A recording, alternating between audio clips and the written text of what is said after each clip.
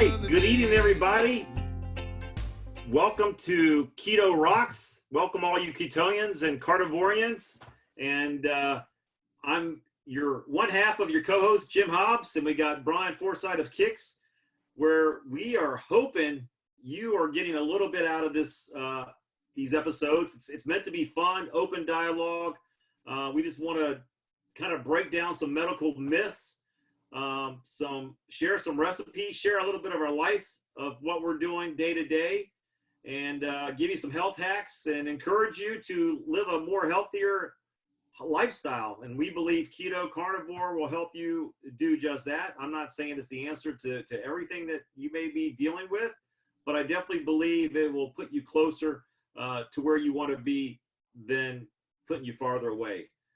So with that said, great to see everybody. I'll let Brian say hello, and we'll get started. Hello. Now, right before we got started, Brian been telling me about how hard he worked out today. So I think it's one of the, there's really a triangle in living your lifestyle. There's more than a triangle, but in regards to the keto carnivore lifestyle, I think you can break it down with the food that you fuel your body with. Intermittent fasting would be a pillar. And then the third pillar would be, what are you doing to exercise your body? And Brian was telling me right before we got going here about what he was doing. So Brian, how important is exercise to you and to your regimen and of the carnivore lifestyle that you live? Well, it's very important. It's not natural to me because I hate it, but well, there's a modesty for you. Yeah, it's and I was talking to you about this Athlean X program that I subscribe to. So I do these. There's a calendar of like a month's worth of workouts, and they keep you keep getting the next one in order. So they're all different. They're nothing. It's not like this. It's not like I started out on P90X when I first started getting healthy. And that's just repeat. It's just over and over and over the same thing. This is never the same ever. It's like sometimes, every once in a while, one of the exercises you did at one point will come back in, but it'll be like a half a year later or something. But for me, well, the P90X really helped at first because those were DVDs that you just stick in, you follow along. So, I would get up in the morning and I would try not, I wouldn't think about it because if I put it off, I'll talk myself out of it. So that's the way that I would handle it. Like when I first started, I would just jump out of bed, put on my workout clothes, and go up to wherever my workout area was. This was when I was out in California, and I would just stick that DVD in without thinking about it yet. Just put it in, and then follow along, and it almost forced me into it, and I was also kind of on a time restriction out there because I lived with somebody, so I had to get it out of the way before the day started. So now I'm doing this Athlean X, which is on a calendar. So each day I have another workout, and it's not a DVD, so it's more. There is a little bit more of my own willingness involved. So that's the thing. It's like I really have to I get up in the morning and really the thing I have to do is feed the cat. If I sit down and start checking emails and this and that, my willingness just starts shrinking, and I start dreading it more and more, and my mind starts thinking about how hard it's going to be, and then before I know it, I'll talk my way out of it and think, well, I'll just do it tomorrow, which is not good for me. But that's my natural. That's the way I am. So I have to sort of. I can't give into that. But these workouts are great. They How long are the workouts?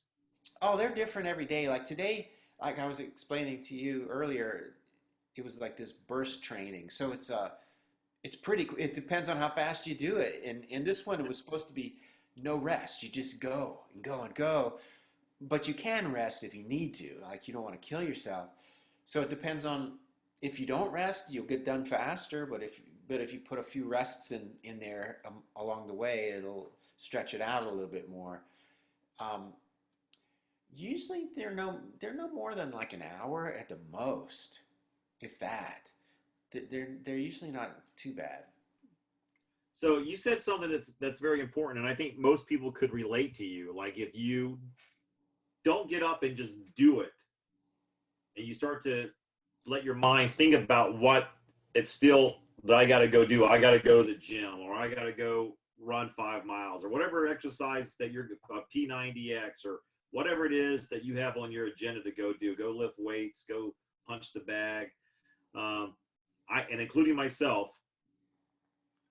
if I keep putting it off, it's amazing how much I can put in front of that to not do the thing I was supposed to wake up and go do. So my question to you, in this 30-day, this calendar workout regimen, do you know what you're going to be doing tomorrow? Because, okay, you peak and go, oh, tomorrow we're working arms. Okay, I'm good with that. Legs, oh, you know what? Yeah. I don't think I'm going to do it. Can you, do you peak? Do you peak and go, oh, you know what? I don't think I'm going to do that tomorrow. I do peak. Sometimes I don't, but most of the time I do. Because you click when it gets down, you get down to the end of the workout on that day. That day's workout, it's all laid out. There's a little thing to click for completed the workout, and then I usually click the next button to see what tomorrow is, and then tomorrow will pop up, but I won't talk myself out of it that by just doing that, because I'll see it and I'll go, oh man, that one's gonna be like today. That I was talking to you about, that one exercise was the burpee into the box jump, like 40 in a row. And that was on my mind when I saw that yesterday. I'm like, oh man, that one's going to be tough. But then I get there today and I pull up the workout. And for some reason, at first, I didn't see that one because it was down near the bottom. And I thought, oh, I must have been looking at a different workout. This one doesn't look too bad. And then I look at it a little closer. I go, oh, that is the one. But, I just jump into it and just try not to. That's the thing. Just not let my mind talk me out of it, because it'll try. I think what you just said is something that most people, including myself, your biggest struggle is going to be with yourself. No matter what you're trying to do, it's going to be with yourself. It's going to be your mind saying, you know what, you deserve a day off. You can take a break. And then that's what your mind's going to tell you. Your mind's going to say, look, you've done a lot today. Don't push yourself past the limits. You still got to get up tomorrow morning and work. There's all kinds of excuses. Your mind's very good at convincing you not to do what your body should be doing. So just know, right, Brian? It's very convincing. Your mind is very powerful. So I think go ahead. I was going to say, that's another reason, like for me, it's good to have something like this that actually tells you how many you have to do or how long you're supposed to do it. Because if I just went down there by myself and just sort of randomly did exercises, I would never push myself to that limit. There's no way. I would give up way sooner than I was supposed to. Yeah, it's one of the things I do, I think I've shared with you, I do what's called Wim Hof breathing, something I do in the mornings for 11 minutes or more, and I do it in the evenings as well. And at first, so everybody knows what I'm talking about, it's 3 intervals of breathing, deep breathing and bringing it in, and then exhaling the stress, and doing that for a certain period of time. And then holding your breath for 2 minutes, and not breathing for 2 minutes, and then taking a big breath in and holding it in for 15 seconds, and then going right back to the breathing for a period of 50 cycles, and just doing that for a period. It's amazing. When I first started, I used to go, oh my gosh, I still got all this. 11 minutes doesn't seem like a lot talking about it, but 11 minutes when you're doing something as simple as breathing and then holding your breath. But it's amazing. It's something as simple as that. My brain will try to cause me not to do it. Mm-hmm. And so this week I've missed it twice, and I rarely do miss it. So I've really told myself, like you, in the mornings, I got to get back up, do my beamer, do my breathing. I got to knock it out. and go do my cold shower before I do anything else. And the cold shower regimen, which is part of the Wim Hof um, cycle, he says the same thing. Like, you just have to jump in and you have to do it. But it's amazing how much your brain's like, no, I don't want to go do that. But it's amazing how refreshing and how great you feel afterwards. But you don't feel great thinking you're going to have to go do it, but you do afterwards. Well, yeah, that's the same with exercise. Like you mentioned legs. I hate doing the leg thing, but I'll get through one of those workouts, and then the next day I'll go, man, I keep forgetting how good that feels like afterwards. Just walking, it's just my whole body feels different after doing something like that. But going into it, I'm just like dreading it and don't want to do it, and you forget the good feeling. It's almost weird. It's almost like your mind, it holds on to the negative feeling easier than it does that it can remember the good feeling. It's weird. Yeah, it is weird. And I think, as I'm hearing you talk about this, and I hear us talking about this, it kind of goes in line with everything that you have to do. Like, I can just tell you early on, and so if you're listening to this and you've been trying to do keto or trying to do carnivore, your mind's going to do the same thing. It's going to tell you, oh, you know what, let's just start tomorrow. We're with a bunch of friends. Let's don't be a party pooper. Let's don't be different. Let's don't sit there and think that we got some type of different diet that we're on this week. So, just go with the flow. And then tomorrow we can start being serious again. Your mind will tell you that over and over again. And then it'll start to sit there. And if you can stay strong and get through, like if a bunch of friends want to go out to eat after work or get together for lunch, don't be afraid to go ahead and go along with them. There's not a restaurant that doesn't have food that you can eat, no matter what it is. Even if it's McDonald's, you can get food that'll keep you in ketosis. Now, it's not great food, but it's, so you can be part of your entourage and part of your associates, and you're not looking to be an outcast. Go ahead and go along with them. But know this, your mind while you're there is going to say, go ahead. Don't be different. They offer you a piece of birthday cake because it's Brian's birthday and everybody's having a piece of birthday cake. You don't want to say no. Look, say no. Say no, because just like Brian said about how you feel afterwards, you'll feel so much better about yourself the next day. You'll wake up, even going home at night, you'll feel better about yourself, because I can tell you, anytime I call it poison now, anytime I put poison in my body, I paid a price for it. And when I would lay in bed at night ready to close my eyes to go to sleep, I paid that price. I felt that poison that had been placed in my body that I placed. It was nobody's fault but my own. But you have to overcome yourself if you really want to be a new creation. If you really want to be, you have a goal to be something, you're going to have to overcome your mind first, whether that's the food you're going to be putting in your body, the exercise that you need to do.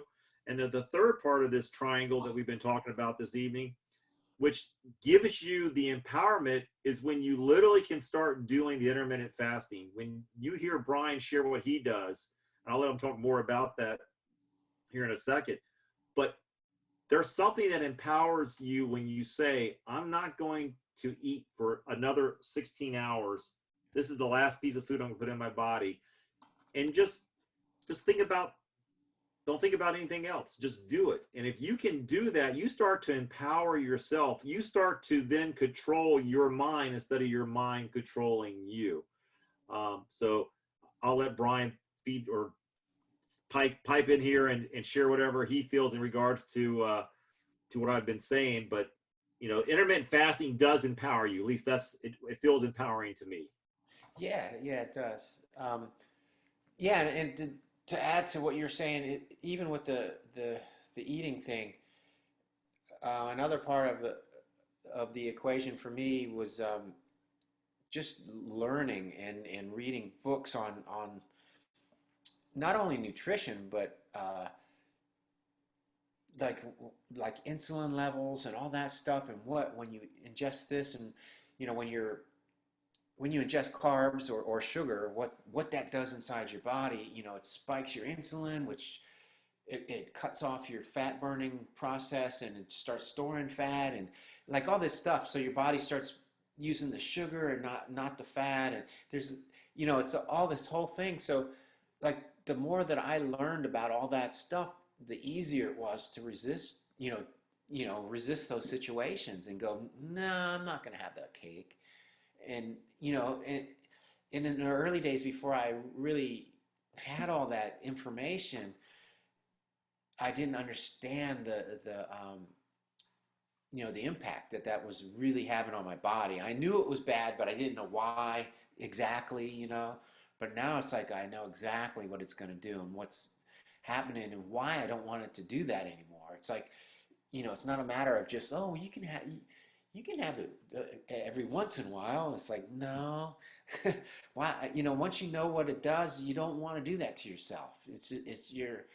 You're not being nice to yourself by letting yourself have the stuff that's poisonous. So yeah, and then the intermittent fasting. Well, there's a lot of different aspects to that thing. That really helped me with the cravings and to understand the cravings that I wasn't hungry when I was craving. I was um, bored, or what was the other one? Not boredom all the time. Well, it's like emotional eating. No, that's a great one to touch on. That's because I think most people do eat, especially right now when they're locked in. I hear a lot of people complaining about they're just going cabin. They got cabin fever. They're going crazy. They're bored, and people are talking about what do? Well, they eat, Yeah. and so Well, well, that is the other thing is the couple times that I did venture out to the grocery store, people would just they're buying like hoarding, but it's all just processed crap. A cart full of processed crap. It's all like Doritos and this and that and stuff they can put in the cabinet. And that's what people are, when they get bored, they just start eating that stuff, and then it may, you know, the whole. And that's the other thing about eating carbs and sugar. It sort of it switches off. It turns off those switches, your natural switches in your body that tell you when you're not, when you're hungry and when you're not. It sort of just eliminates all that, so you just think you're hungry all the time when you're really not. And it's just the fact that the carbs have spiked your insulin and blood sugar, and then they drop off, and then you have to eat more to try to level it out, and it's just this horrible cycle. Yeah, I know. I've read so many different. yeah. The thing, when I was at my worst, and I'd get up. First thing I get up, and I'm thinking about, man, I gotta eat. And I put a bunch of crap in my body, and then I am stuffed, but my mind's not stuffed. My mind's going, man, we got to eat some more. I can really go for this. And I start picturing what I'm going to have for lunch. I haven't even processed in my stomach what I even digested for breakfast. And yet this is what happens. Your mind goes, well, we need to do this. And all you can think about from the time I just took my last bite for breakfast is, what am I going to eat next for lunch? And if I was at a job, I'd go, okay, well, I can't wait till 10:30 or 11 o'clock gets here, because I'm ready to go eat. Now, the sad part, but this is the truth, I'm stuffed. I really don't, I should be eating. But my mind says, let's go ahead, let's eat. This is pleasure eating. This is for me. Feed me. And then you go and you eat dinner, and then you got the sweet tooth right before you go to, and I'm a chocoholic. That dark chocolate I love. And so at night, I'm ready to eat dark chocolate. And so I literally go to bed stuffed, wake up in the morning, I'm still stuffed, if I'm being honest, but my mind goes, let's go eat, let's go raid the kitchen. And one of the things that I think people will experience, and it sounds weird, but fasting really will be easier once you get off the trigger foods, the poison, the sugars, the breads, the flour. But also when you're doing the intermittent fasting, when you're doing the fasting, you're going to find yourself not as hungry, and food's no longer a trigger for you, or a um, what's the word I'm looking for? Uh, you're no longer going to look at food as controlling you. You're going to have command over your food. You're going to have control over that mind. You're going to have silenced the mind when you go fat, when you're fasted. That's what I'm saying. You literally start to control. And the reason why all those things are out of control, as Brian said, your synapses, all those things that are firing, all those, your brain gets addicted to that taste related to that food. And so it wants it. It likes that. It fires great signals. It loves that. It wants to feel that way again. And the reality of it is you can't feed that, because feeding that part doesn't get you to where you want to be, which the main goal is to be healthy. You want to be able to live a long, pain-free life. And the way to keep your body from being inflamed is not putting the poison in your body that causes your body to become inflamed. So it's a vicious cycle both ways. The question is, you got to trust what you want to do and not trust what your mind wants to tell you to do. You're right. And then the other part of that, and this is the tricky part. You're going to have to start to trust you and your body and your research and your discoveries over what's being told to you, what I call big pharma, or the medical profession, who's been taught nothing but what was taught to them. But the reality of it is, what they were taught is probably not in your best interest to follow. So what I'm saying to you is, check out what works for you. Experiment, do the keto, do the carnivore, but be honest with yourself. Truly do it. Don't dabble in it. Don't put your foot in the shallow kiddie side pool. Jump in the deep end and see how far you can swim, because I believe that your body will respond when you start to take control over what food you feed your body. And I believe your body will respond in a positive way. It may not be the first couple of days, because as Brian has said before, if you're not used to a keto or your body being ketosis, you're going to have what's called the keto flu. You're going to not feel great. But the reality of it is, you are going through detox. Your body's detoxing these toxins and this poison out from you. But if you can get through that period, I believe you're truly going to start to feel better. You're going to feel lighter. And as I said before, you're going to just feel, the reality of it is, your body's not going to be in an inflamed state. Your body's going to be more in a natural state. And therefore, it's not going to be zzz. It's going to be just more peaceful and calm. And I don't know if I'm explaining in the way that you're understanding, but I hope you're understanding what I'm trying to convey to everybody. Right. Yeah. Yeah. It's funny today. I did this live thing yesterday morning. This friend of mine's I did it last week. I was on his show, and he wanted me on again, and he wanted me to do like a cooking thing. And he's on the West Coast, so it's like this early morning.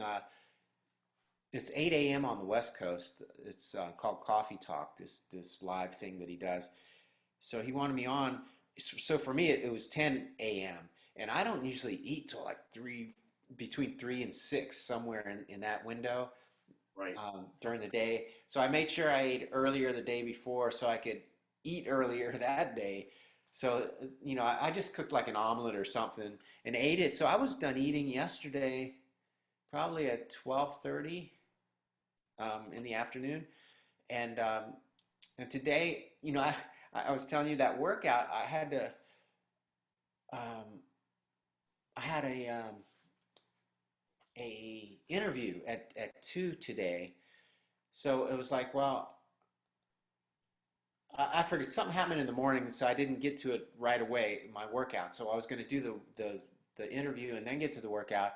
And so I didn't want to eat until after, because I don't eat until after my workout. I never eat before. But I did have my Bulletproof coffee, the coffee with the butter in it. So I had that right before the interview, and it was probably 1:30 in the afternoon. And I realized, oh man, that's like 26 hours since I ate, and I didn't even like. I could have probably just put that off too. It wasn't even like an emergency or anything. So it's like I think there was one point early in the morning this morning, like I got up to use the bathroom or something, and it wasn't time to get up yet, but it was early in the morning, and I felt hungry at that point. But then I just laid back down in my bed and fell back asleep and forgot about it. But then I wake up and I'm not hungry anymore. And it's just weird how that happens. And I'm just so used to fasting that it doesn't really matter the length. I try to go at least 16 hours, but usually it just keeps going until I have time to eat or whatever. Right. Right. No, no, no. Now, how many cats do you have, Brian? Just Cats. one, just the one. Okay. I guarantee you cannot get a cat to fast. A cat will let you know when it is hungry. So, am I right? You may not wake up for food, but your cat sure does. Yeah, I mean, cats are, yeah, I think pets are like creatures of habit too. I think a cat in the wild, though, they'd probably kill something and feast on it and get stuffed and then maybe go a few days before they kill something else. I mean, No, that's just, that's and yeah, we've domesticated the cats, so they are addicted to food. You're right. You're right, because in the wild, that's what they do. They kill something and lay around and fast for the next three right. days, or 2 days, 2 or 3 days. But But yeah, but yeah, and, like a pet, you've already conditioned them to a routine, and they love those routines. yeah, I know our cat passed away last year. Is our last one we had, but I got friends who got cats, and I live vicariously through them, because when I call in the morning, the cat's letting them know it's time to eat, like waking them up, pawing them. Hey, listen, I need some food in my bowl. Yeah, So my cat's funny. She uh, she does this thing where like sometimes she'll just get up, lay on my like if I'm on my back, she'll lay on my chest and do the little needy thing. But then other times she gets crazy with it. It almost feels like a massage when she's doing it. Like if I'm sore from working out, it feels good. But sometimes she'll just stand on my throat and start going like that, like, what are you doing? It's like trying to choke me. It's funny. it's all part of the breathing. So she's trying to get you to do the Wim Hof breathing. That's the holding your breath for 2 minutes. Yeah. Well, listen, it's 30 minutes in, so we're gonna have to wrap up show number 3. I feel like they're just flying by. I hope if you're watching this, and we appreciate you watching, please reach out to us. Please send your questions, your favorite recipes. I know a couple of you have reached out and talked about that you kind of get bored with food. So maybe next week we'll actually share. Brian can bring a couple of his favorite recipes. I'll bring a couple of mine, and we can kind of share some recipes with you. And if you guys want to send in your recipes to ketorocks22@gmail.com, or message us with your recipes, we'll be glad to share some too, or your questions that you have, or what are some stumbling blocks that you're having trouble with, and we'll talk about it. You heard us talk about the struggles that we've had, and hopefully you can relate to some of those with your mind telling you what to do, like don't work out, let's go back to bed, let's have the birthday cake. All those things are normal. All those are part of the struggle. But hopefully in what you're hearing Brian and I say, and others that will refer you to, hopefully it will encourage you to break through those obstacles and give you the strength to be able to say no in some cases and yes in others. And, in the end, I think your body will thank you. Your body will thank you. And, one of the things during this pandemic time, where we are in most states where we're located, we're asked, or in some instances, we're required to stay at home. In Virginia, we have a stay-at-home order until June 10th. So in June 10th in Virginia, we're not supposed to, leave our house unless we have essential work to do, or we have to go to the store to buy essentials. So essentially, you have to go out for essentials. Now, in other parts, but the reality of it is, some people are at home and you don't know what to do. Well, start to incorporate some of the things that we're talking about here, because I think it will help you, and also have sympathy for those who are not where you're at right now, because I know it's difficult when you're with somebody who could care less about the keto carnivore lifestyle, and they're going to eat whatever they're going to eat. Makes it very difficult for you. That's one of the reasons why I'm kind of glad we focused on this, Brian. You have to start to be mentally strong. You start to have to be strong to start to do what's going to make you strong. So you have to mentally become strong to overcome what's going to try to keep you weak. So regardless of where you're at or who you're with, you're still going to stay on track with what you want to do. So when you lay your head at night, you feel pretty good about what you've done that day. So that's all I got to say. I'll let Brian close it out.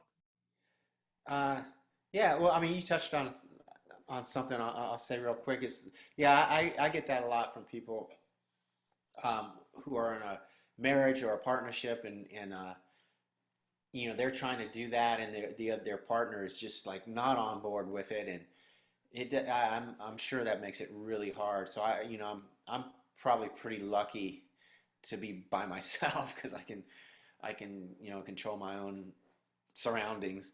But yeah, and the other thing is, as far as fasting and all that is, do the research. Don't take our word for it, but do the research, and it's very interesting. At least I found it very interesting. In fact, I posted a video on my timeline. Dr. Barry and what was the guy's name? There's another doctor. They're having a discussion about insulin, and that is very interesting. If you want to know what actually happens inside your body and why, and that's the other important thing about fasting. It keeps your insulin low, and that you want that. You don't want your insulin completely, like always, like on a VU meter, like pegging into the red all the time. And with the standard American diet, that's what happens, and that's why people get fat. So I don't know. I don't have any really. There's a lot I could say, but if we're trying to wind it down here. Well, no, go ahead and say it. I mean, go ahead and say it. If you got something that's fresh in your head, share it. I mean, I'm just going. I'll listen. Absolutely, go ahead and share it. Well, like that thing I did yesterday, that live thing where I cooked the omelet, and they're talking to me, and what there's a like I know the guy that runs the show. He's an old friend, and then there's this other guy that's sort of there's like 3 or 4 guys on there that all sort of talk, and it's like an open discussion kind of a thing, and it's pretty cool. But this other friend of mine's there too, and he's a vegetarian. I think he used to be vegan, but now he's just vegetarian. So him and I are just like opposites. So it's so funny because I made this omelet. It was a shrimp and bacon omelet, and it's swimming in bacon grease. And so at one point I get done cooking it, and I sit down and I'm eating it while they're talking. Then I jump in with comments here and there, and of course the topic of cholesterol comes up. It's like, Oh, and trying to explain that to somebody really quick that doesn't know, all they know, the only info they have is what their doctor has told them about it. And I just had to laugh, and I said, I said, or I think the comment was, oh, I can hear your insulin or your cholesterol going up as we're talking, and I just laughed, and I do have extremely high cholesterol, but it's not the bad cholesterol. And right. But to try to explain that to somebody, and you tell them the actual number, and they're like, "What? Like, how come you're not dead?" It's like, because it doesn't work like that. It's like you've been told the wrong information all this time, and I try to explain that, but my other friend is like, he's sort of, I can see him just kind of laughing about it when I'm talking, like, yeah, he knows what he's talking about, like thinking I'm just like a science denier or something. It's just funny. It's hard. No, but you said something, and this is where I had to go, because I was raised to, if you were a doctor, then you were way above my IQ. And you went to school, for a lot of years, and you obviously know what's best for the human body, and that's what I was taught. But what I found out was, when I started to do my own research and started to go against what was always preached to my parents and to myself, and started to do what Brian did, his own research, and started finding these people who started to carve out, like Atkins for me was who I started to follow. Then it was the I forget some of the other people I started to follow.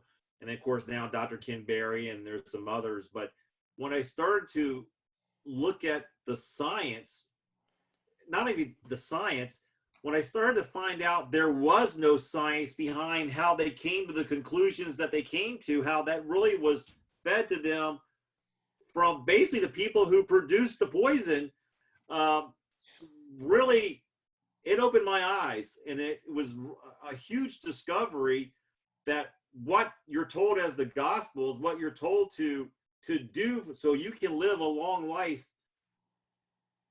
It's not the best thing to do. Like, to be told to replace butter with margarine, to be told to cook with vegetable oil, or to remove the skin, or to reduce the amount of fat you're taking, or and that's the other thing. It's hard for you not to walk into a store. It's crazy, but like I stopped by the store tonight or today, this afternoon, to pick up some no nitrate bacon, and I was looking for full fat Greek yogurt for my wife. I could not find any. I mean, everything's no fat, non-fat, low cal, and and they got the famous the names, that the heart healthy, all this stuff that's just bombarding your mind.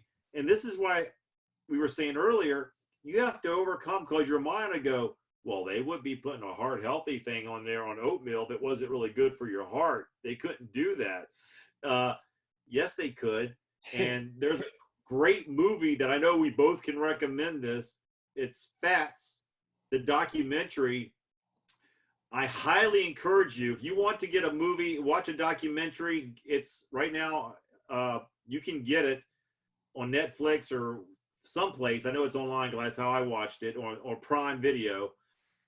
Watch that movie and you'll start to understand how you really have been told a story that was taught to the people who were looking to become doctors.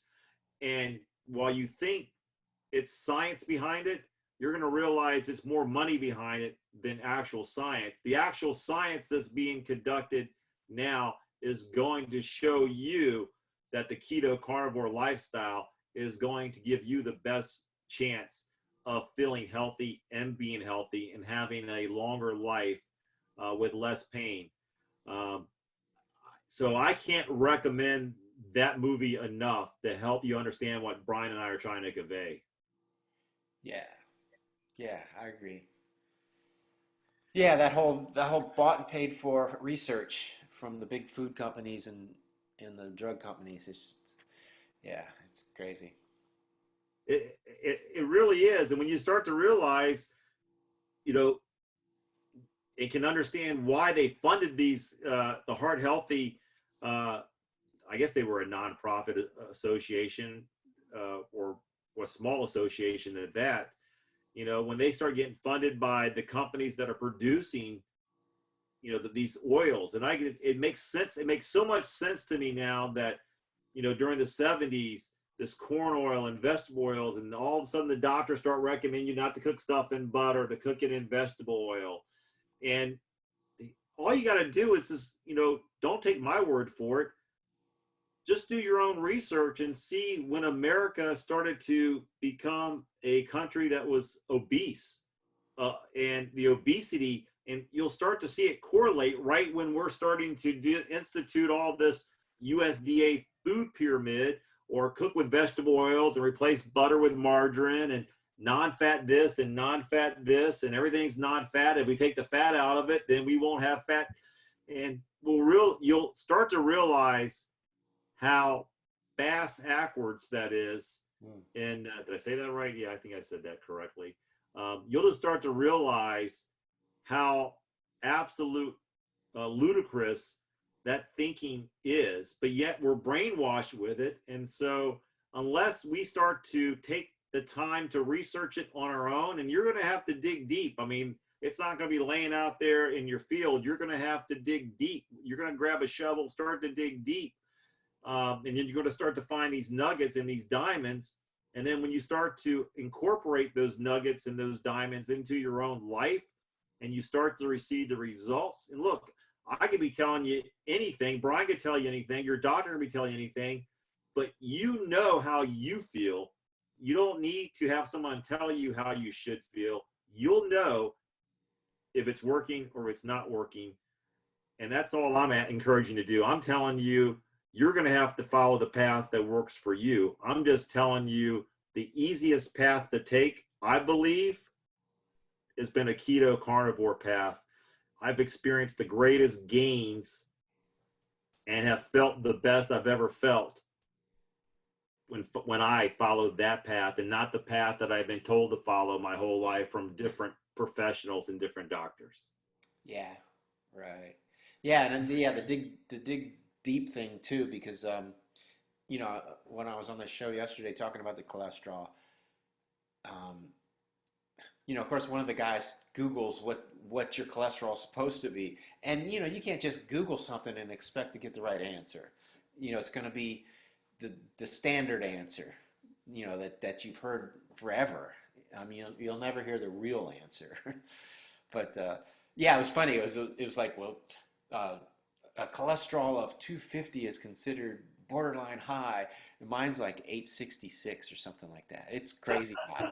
And and uh, and it's like, well, you know, that's what is that's a total cholesterol number. That means nothing. In 250 is actually low, I think. Right. But yeah, but you can't explain that to somebody that's heard the same things over and over and over, you know, like fat is bad and this and that, you know, that whole thing, because they've been programmed that, you know, to you know, that's all they've heard, and I understand, because I felt the same way. I didn't know until I started doing the research. But yeah, and you're talking about the obesity epidemic taking off when the vegetable oil things came in. And it's so funny because when they started the war on fat, it was supposed to cut down on heart disease. And since all that started, heart disease has just skyrocketed. It's worse than ever. And it's, yeah, the clogged arteries is not the fat, it's the vegetable oils and the sugar. It's like combination. You know, when you're putting those in your body, they sound like, you know, vegetable oil. Yeah, It there's no. sounds yeah, right. It sounds safe, doesn't it? It sounds like, oh, but the reality of it is you're ingesting poison. Just know that you're cooking your food in poison, you're frying your food in poison. Most of the time, most Americans, and I was one of those most Americans, loves fried food. So if you can fry it, then the best way for you to be healthy is to fry it in vegetable oil, corn oil, peanut oil, all these oils. But the reality of it is they're feeding you those oils because it keeps you coming back to a doctor for the magic bullet, for the pill, for the solution that they're going to extend your life out by giving you what's going to keep you alive.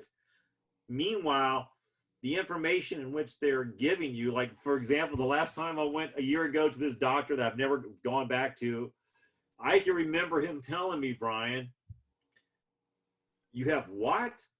Oh, listen, you're going to need to start having more chicken and take the skin off the chicken. You're going to have really have meat maybe once a week.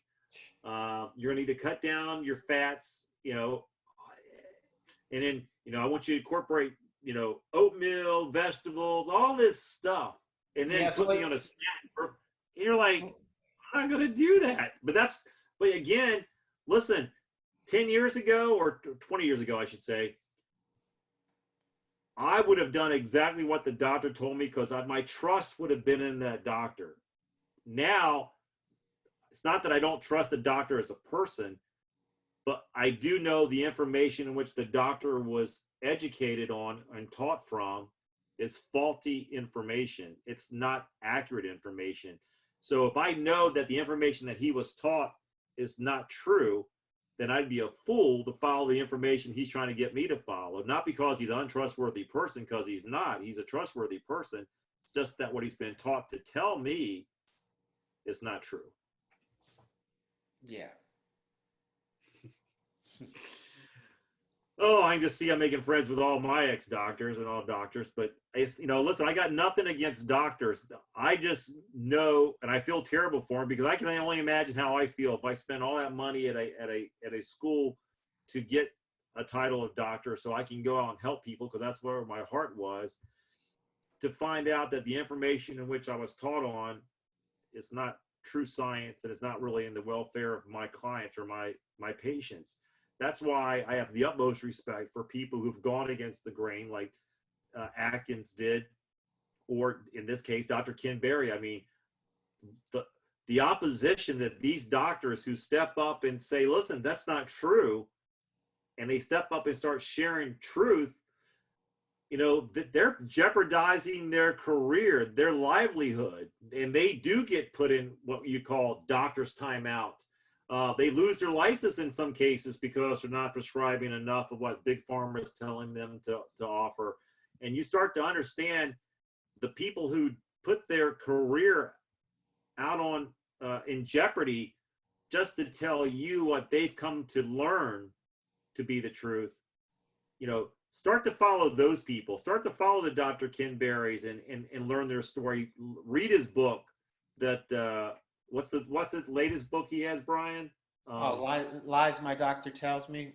Yeah, that's a great book. As a matter of fact, I got the book and I fell asleep. I listened to 6 hours of it last night for falling asleep. I was listening to it, and to hear his story of what he's gone through, I have utmost respect for what he's doing now and what he did then to get to where he's at. Yeah, there's his book, and there's Dr. Sean Baker's book, The Carnivore Diet, and then there's Dr. Paul Saladino.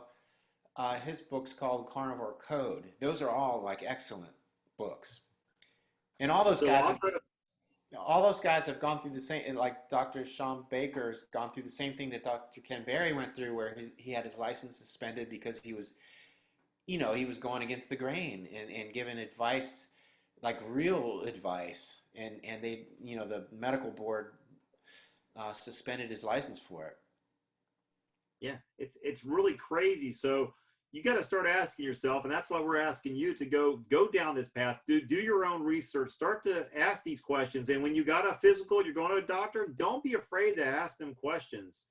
Like, ask them questions. Say, hey, so where is this science to back up the fact that this cholesterol is not good for me? And, challenge it a little bit. Look, it's your life. I'm just going to tell you, it's your life, and no one should value it more than you. And you're going to definitely have to value it more than the person who's sitting across from you, regardless if that is the doctor, your best friend, your spouse, your partner. It doesn't matter who it is, because, if they ever decide to not do the same lifestyle that you want to live with keto or carnivore, you're going to still have to stay on that path regardless. And so, you're not judging anybody else. You just have to be strong enough to be able to not be influenced by other people. That's all I'm saying. I'm just saying, empower yourself. Give yourself the power to make the decisions that's going to power you. Yeah. I know I said we were ready to wrap it up, and then Brian got me started again. So I apologize, everybody. I just looked up to the clock and I'm like, wow. All right. So that's it for me. You guys stay safe out there. I encourage you to follow your own path, and I look forward to talking to you all next week. Brian, I'll talk to you next week, and I'll let you sign off. All right. See you later. Take care.